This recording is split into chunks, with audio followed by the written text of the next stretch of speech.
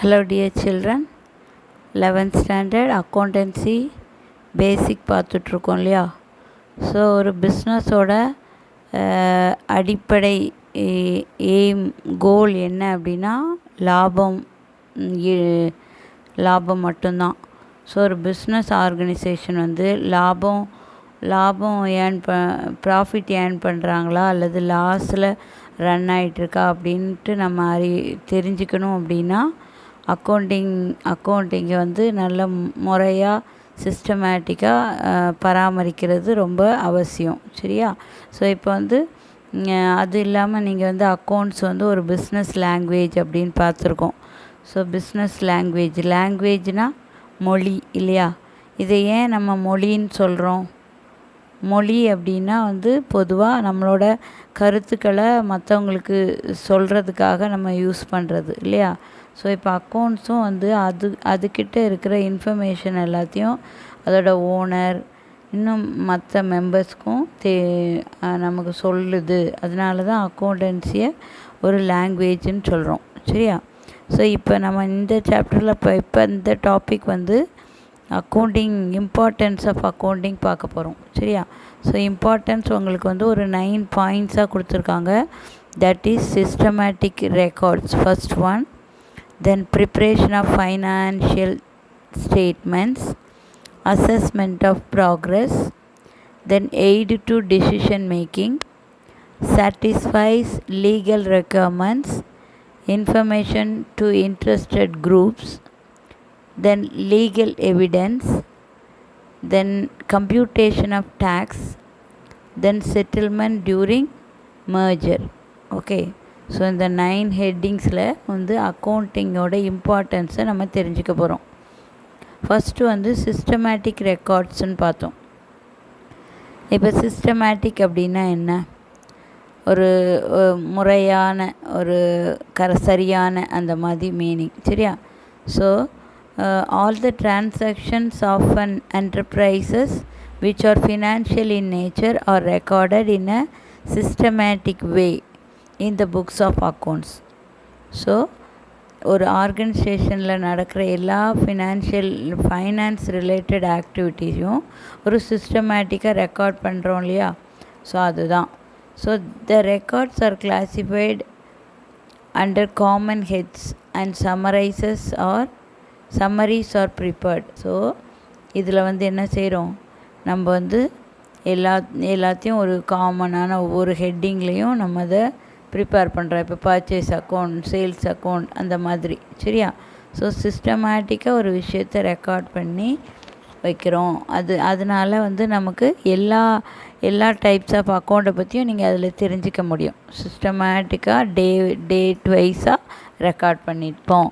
So அது வந்து உங்களுக்கு ரொம்ப யூஸ்ஃபுல். எந்த டேட்டில் என்ன சேல் பண்ணோம், என்ன டேட்டில் பர்ச்சேஸ் எவ்வளோ பண்ணியிருக்கோம், எந்த கம்பெனிலேருந்து பண்ணியிருக்கோம், எல்லா டீட்டெயிலும் அதில் இருக்கும். அது வந்து ஒரு சிஸ்டமேட்டிக் ரெக்கார்ட்ஸ். அடுத்தது வந்து second point, preparation of financial statements. So இப்போ வந்து preparation of financial statements result of business operation and the financial position can be ascertained from accounting preparation. So இப்போ வந்து நம்ம ஃபினான்ஷியல் அக்கௌண்ட் அப்படின்னா உங்களுக்கு தெரியும் என்னெல்லாம் அப்படின்னா trading account, profit and loss account, balance sheet, இந்த மாதிரி ஒரு அக்கௌண்டிங் சைக்கிளில் பார்த்தோம் இல்லையா? ஸோ அது மாதிரி எல்லாத்தையும் நம்ம வந்து இப்போ ப்ரிப்பேர் பண்ணுறது மூலமாக ஃபினான்ஷியல் கண்டிஷனை தெரிஞ்சுக்க முடியும். பிஸ்னஸோட ஃபினான்ஷியல் கண்டிஷனை தெரிஞ்சிக்க முடியும். தென் ஓனர்ஸ் வந்து பிஸ்னஸை லாபத்தை வச்சு இது வந்து ரன் ஆகிட்டுருக்கா இல்லை லாஸில் ரன் ஆகிட்டுருக்கா அப்படிங்கிறத தெரிஞ்சிக்க முடியும். ஃப்யூச்சர் பிஸ்னஸ் க்ரோத்தை பற்றி அவங்க தெரிஞ்சுக்கலாம். ஸோ இது எல்லாத்தையும் இந்த அக்கௌண்டிங் இன்ஃபர்மேஷன் அவங்களுக்கு இது எல்லாத்தையும் தெரிஞ்சுக்கிறதுக்கு ஹெல்ப்ஃபுல்லாக இருக்குது. ஓகேவா?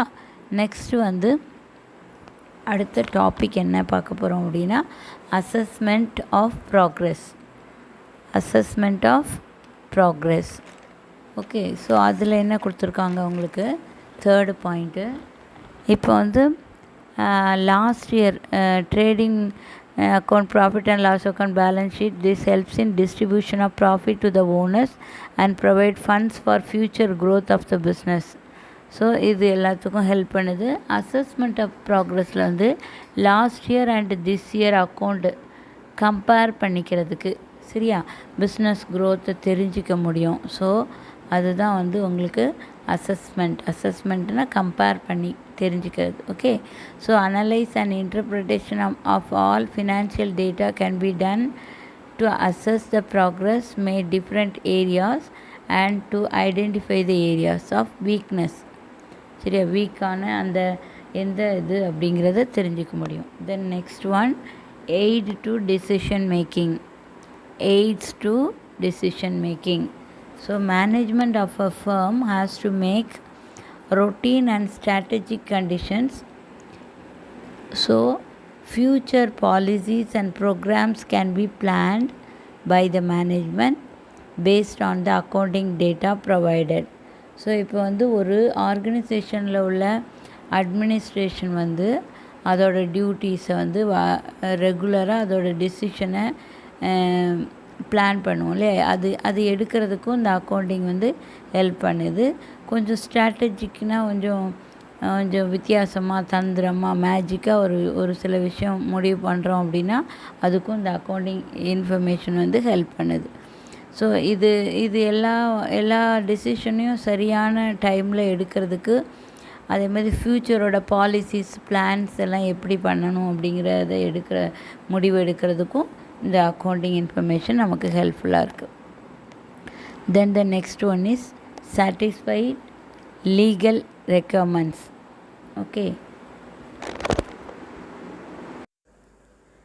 various requirements like maintenance of provident fund for employees state insurance, that is ESI contribution, then tax deducted at source, that is TDS, filling of tax returns are properly fulfilled with the help of accounting. So preparation of accounts and financial statement as per the legal requirement is also facilitated.